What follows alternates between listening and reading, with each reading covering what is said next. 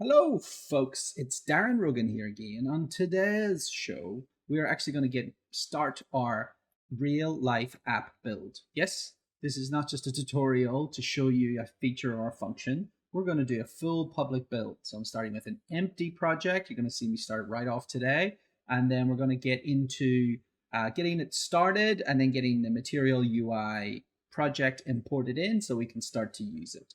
So that is the plan for this video. If you want to see how to do that, watch the rest of this. Let's get started.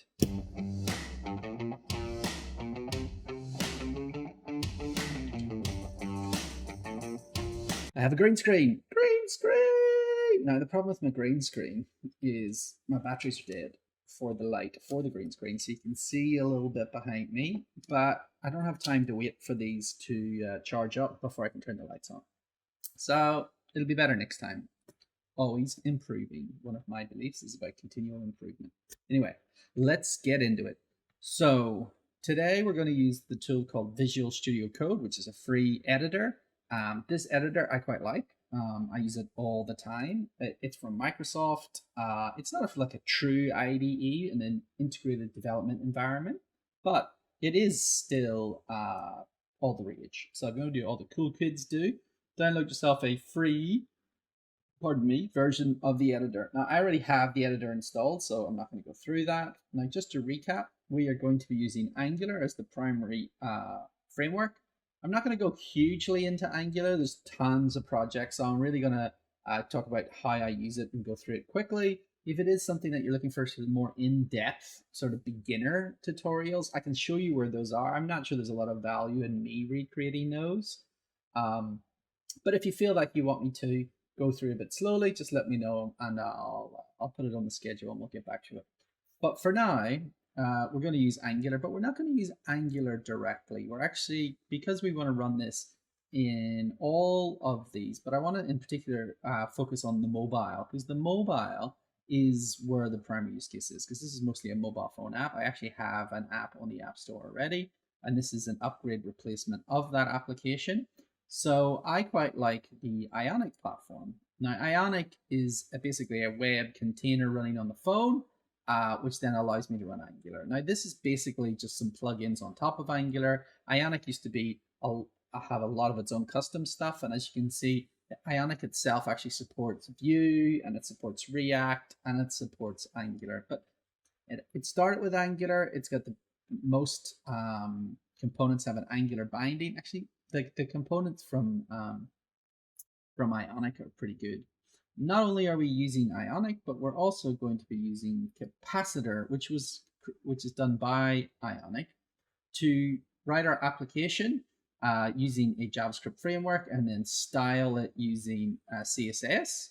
And then we move on to it being basically a HTML5 page, which allows us to go on the web. And then we're going to do a progressive web application, which is a web deployment, Android, and iOS.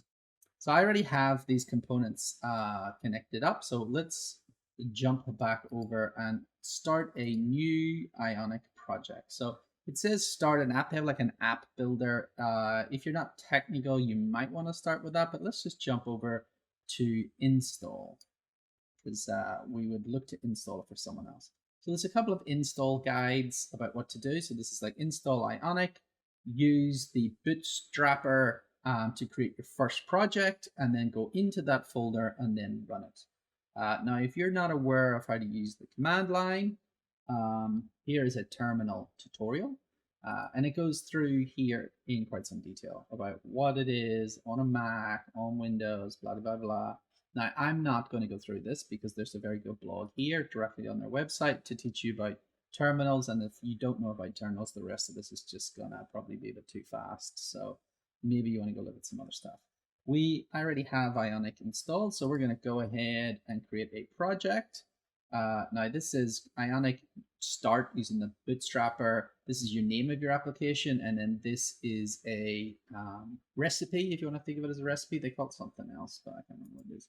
Now, if I look at starting an app, here we go, installing Ionic. So starting an app. So I already have these installed. You can follow these install processes. Start an app.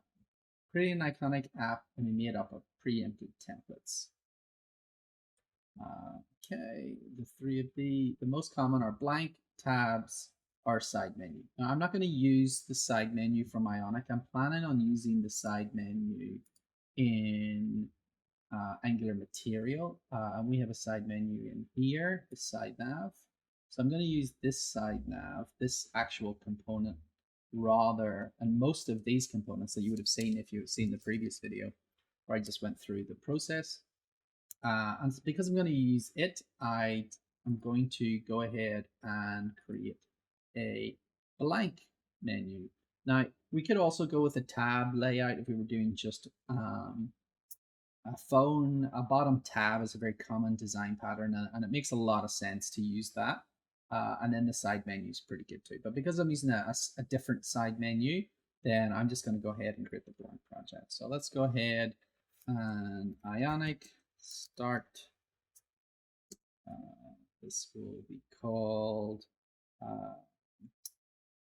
do I call it a real name or do I call the name for this video? Or naming stuff so difficult. Anyway, let's just call it the real thing, rest space, and I will call it blank. Okay, I want to use Angular. Now you can see here that Vue and some of the other frameworks are not in the CLI yet. It's really Angular and React. So I'm going to stick with Angular. Do I want to integrate capacitor so I can target native iOS and Android? Yes, I do. I also want web. You can see it's running through the install of core, updating the package, okay, and then it's in capacitor CLI. So this is downloading the components and adding them into your project, which is a JavaScript node-based project. And it's using npm now to pull the stuff down. So, and this, what you're currently seeing is an ad from Ionic, consulting, basically, advisory, which is fine. This is your capacitor environment's ready to go. That's how to add those. Electron, I didn't actually speak about. That's using this capacitor to build apps, like native applications. So yeah, if you want to create a native application, you can tell a little bit more. Mostly the same code base. It gets a little different when we're dealing with different environments. Okay, come on, let's get some tunes going. I came across the stream beats. Stream beats on YouTube and Spotify. Free to use streaming beats. Okay, so now we have some tunes going, which probably should have gone a bit earlier, like lo-fi coding and all that jazz. And then CD Respis. Okay, we're now in Respis. Let's have a look. Code. Visual Code is opening up. So this is our project structure. As I said, I'm going to go through some stuff pretty quickly. So the package.json is the standard node thing. What libraries are we using? As you can see, here's the app is called RESTbase. The author is the Ionic framework. I'm just going to update that to Darren Rogan. Homepage. RESTbase.com. Not set up yet, but we'll get there. All right, and then these are the node projects to start, rebuild, and then we come down to the dependencies. These are the libraries that are currently using. So you can see it's already using Angular 10, which is the most recent Angular, which is what we want. Common, core, forms, platform browser, the router, so you can go from page to page. There's the capacitor core, which has got some of the libraries, and then we have the Ionic native libraries. So that's like a bridge and some components, as you can see, that allows us to interact with certain device stuff. And we can jump in each one of those plugins later. And then we have some dev dependencies, which is what's required to build the project versus what's required to run the project. So now that we have this running, actually, let's go to Ionic Serve. So this is going to give us a web instance running. Once it finishes loading, I like to do this first to make sure that the project is actively running before we go too much further into it. So you can see it's compiling down some components. I think that's the Ivy compiler is recompiling some of these down to try to reduce bundle size. We'll look into it a bit more. Can't wait.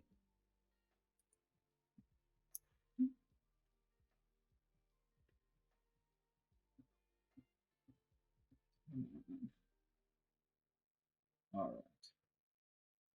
While that's building, here we go. And we're up and running. Here we go. And here's our empty application. See, it says, are you ready to create an app? Go to the UI components. So this is going to show us the Ionic UI components, which has got a whole bunch of components as well. And they're great. There's nothing wrong with them. I've used those before. But I just want to stick with the material UI. I want to go with this design pattern of material. So we can add material UI. So let's go to our, so let's stop the app. Let's add Angular material.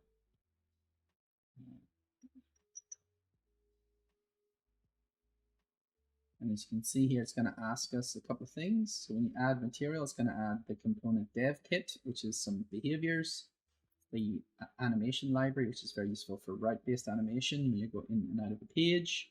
And then it's going to have a theme. Now, if you look here, we've got these different themes. You can pick your theme here, indigo and pink, purple and amber. Yeah.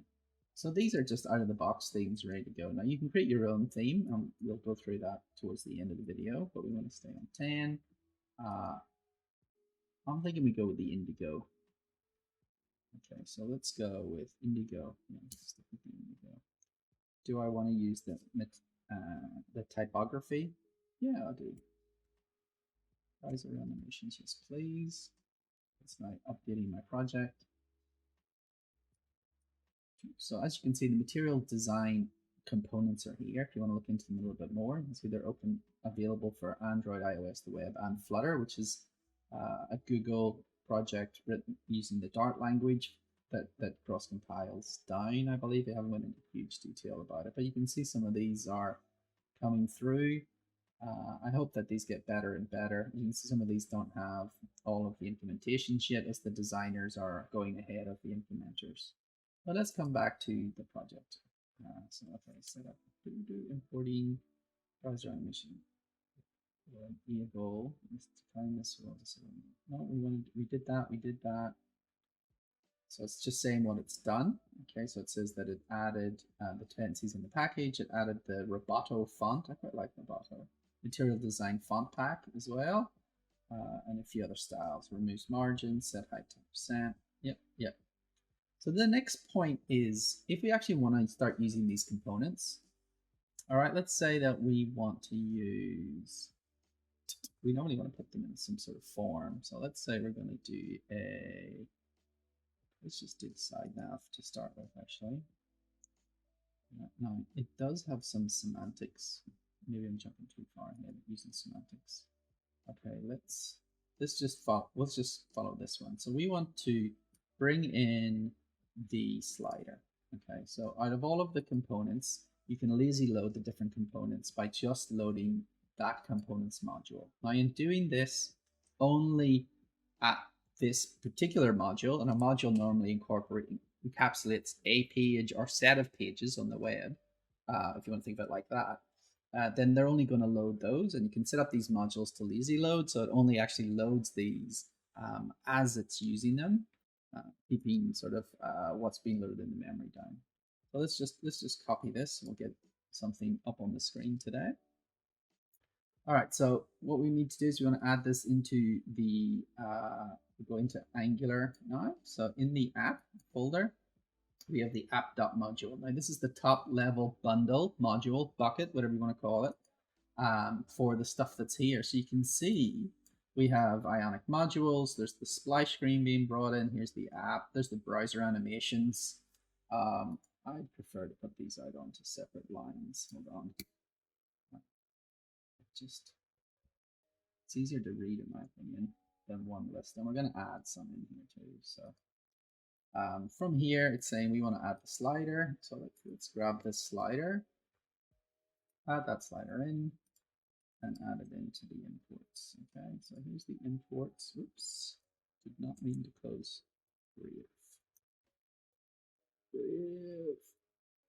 back to me.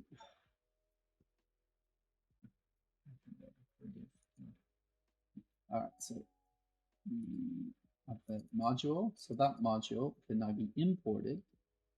And when that module is imported,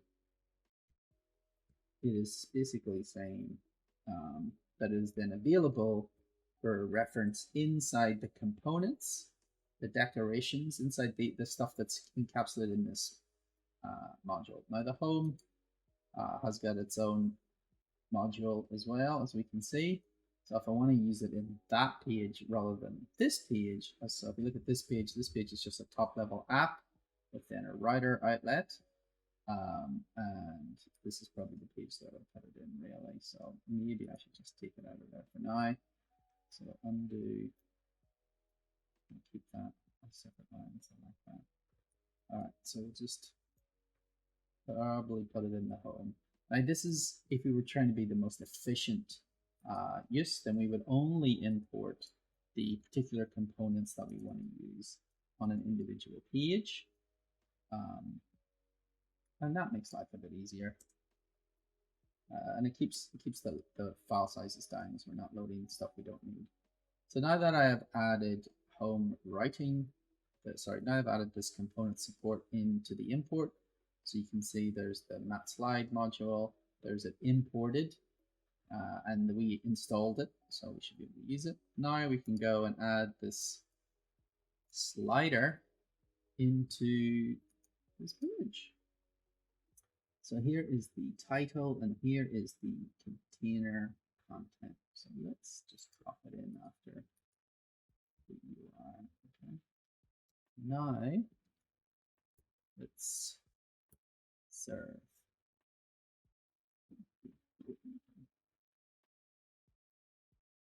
17 minutes recording. Okay. We're getting there. This is really all I wanted to get done today, is demonstrate how to add a project and put material in it. Now it is compiling all of the material library because it's the first time that it's run, as far as I'm aware. If it runs this every single time. I don't think so. So that CDK is part of the material framework. It's the behavior, so you can take some of the behavior from the components and put it in your own component, which is actually really cool.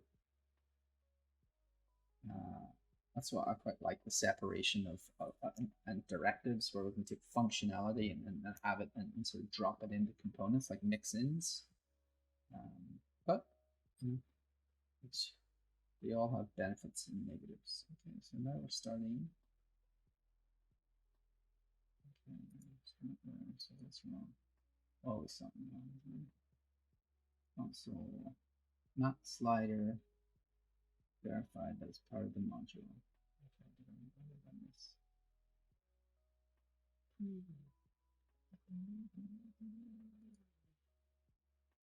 Input the module. Input it into the product. Oh yeah, yes.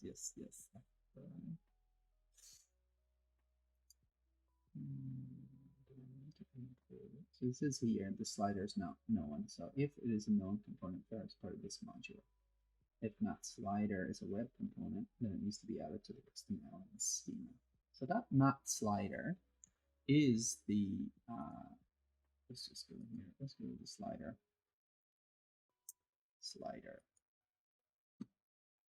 So here, see, this is a basic slider here. Now, that is the tag that we've put in. So it's an invert, thumbnail. What do we want to do? So these are all different variations of what we want to do, and it's got accessibility. Sliders without text should be given meaningful labels, and it's got the ability to use it from a keyboard. That's pretty cool. I'm gonna get tick interval. Sweet. So what's the problem? Example. Oh yeah, there's just more examples of it. API, loading documents. These are all the different things that we can change on it, all the different parameters. You can go through every one of these to get a little bit more detail. Let me jump back. The error message was again. That slider is not known, but it should be known. I'll put it in the module. That Slider in the module. It's imported into the module. Oh, wrong one. This is the writing module. Oh, wrong one. It needs to be this module. Right. Silly me. I'll put it in the wrong place. Which you do if you learn to code. So here we go. I'm going to put it in here. I'm going to take it out of here. Because this is the writer, which is telling it what pages to go on, where this is the library. As you can see, here's the forms library that we want. Here's the Ionic module, and then here's the slider module. So now that it's added into the correct module, so I added into this page, and this page is declared inside this module, which makes a lot more sense. Then you can see we can do this. So now the module is there. So before we end this video, I do have a tip. Now, my tip is while you're doing stuff, and if you're going to use it a lot, I like to create a material module. So what I like to do is I like to come back up to my project here, app, and then I create a new file, material dot module dot TypeScript. Okay, so I'm just going to copy this from another page because it's a lot of typing, and then I'll run through it with you.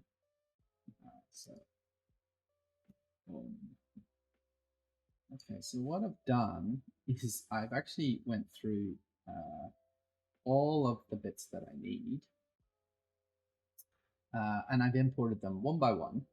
Imported the different components, the modules, which is everything, every one of these, into one material module.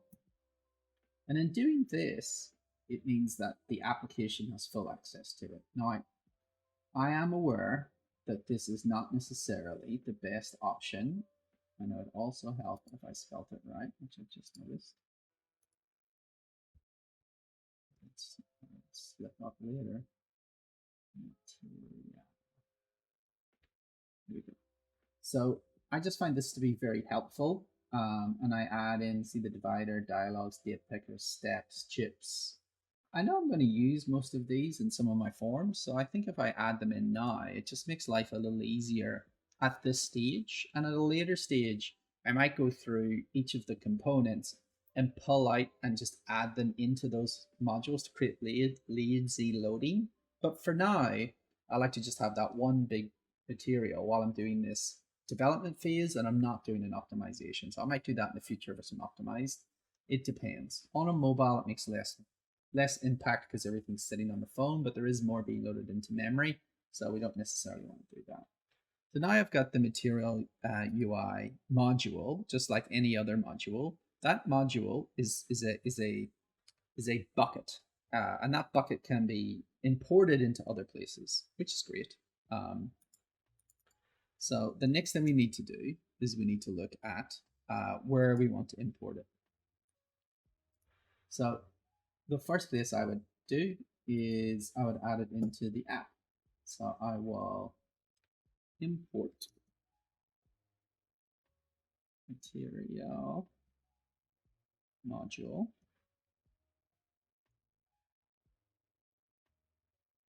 from, and it is just beside me here, so it will be material module. All right, and I will import it in.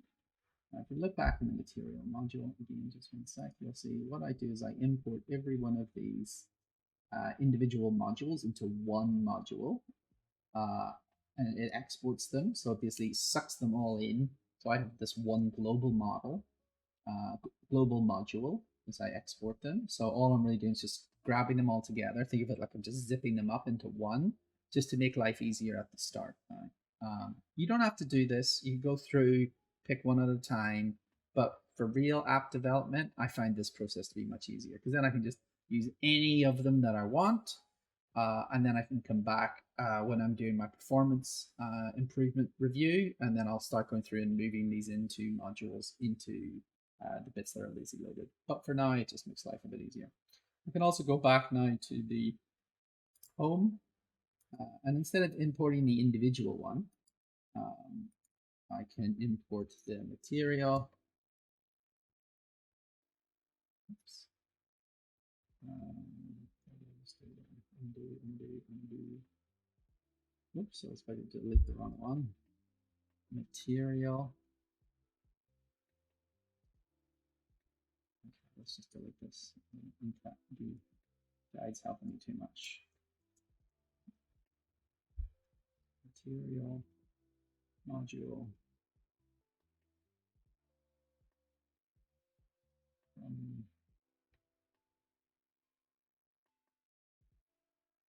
material module. Okay, so now I've imported that. So rather than just importing just the slider, we should see that this is now still functional, because all I've done is changed it from importing just the one component, which is the most efficient, into this larger pack. But I should be able to go here and just grab another component. So let's say, let's grab a card, because cards are, we use cards so much these days with the current design. Let's go get an example of a card. Here we go. Here's an example. Let's grab this code. Okay. Sample card. Do I need any code for it?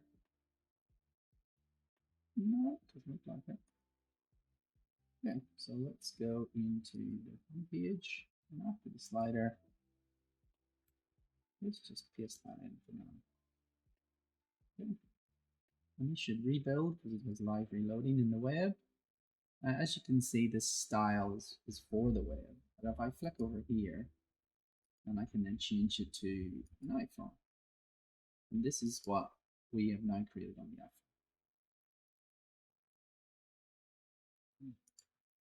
iPhone. iPhone Pixel.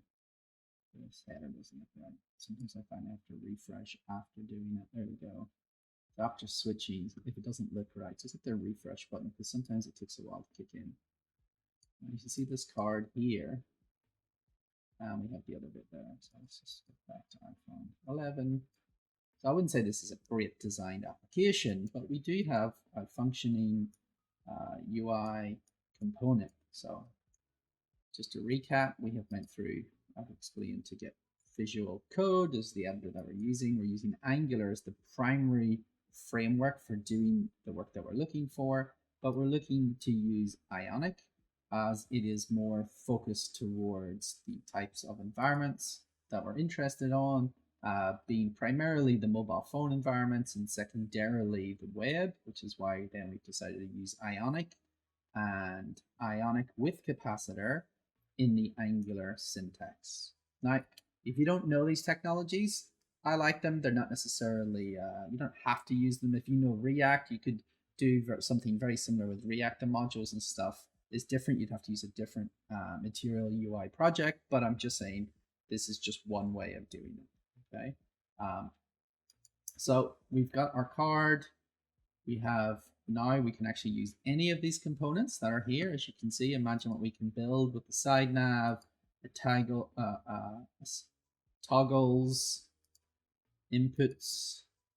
So these are good. And if you don't like these or you want to use another one, we still have these components accessible, and you can mix and match. And you have similar styling. So you know, we can see here's a card here. Cards are very similar, as you can see. Card is card, but it does have some additional properties. So you can see it's a little different. It just depends what you'd like to do. But for this project, I'm staying with Material Angular. So I hope you find that useful. Looks like I've been going for about half an hour. We'll see if I cut this video down or I release the full half an hour. But this is part one, where we get our project created and we get our primary libraries imported. And on the next one, we will go through creating a basic application and then adding some more required parts, things that should be in every app. But right now, I have a component framework plugged in that I'd like to use as the primary toolkit. And I have my framework selected, so I can start building my apps. So join me on the next episode where we break down, get it running on some devices. I'll probably put a side nav in, and we'll start putting a structure of a couple of pages before we move on to adding additional logic and analytics, etc. So hopefully this is beneficial and you've learned something. This actual application that you see will make its way to the App Store. So let's build a real app with me. There are many videos to come. I hope you find it useful. I'm Darren Rogan. Check me out on the socials and have a fantastic day. Can I launch products on the internet that make money? You'll have to follow me to find out. Then hit the subscribe button and join me on my journey.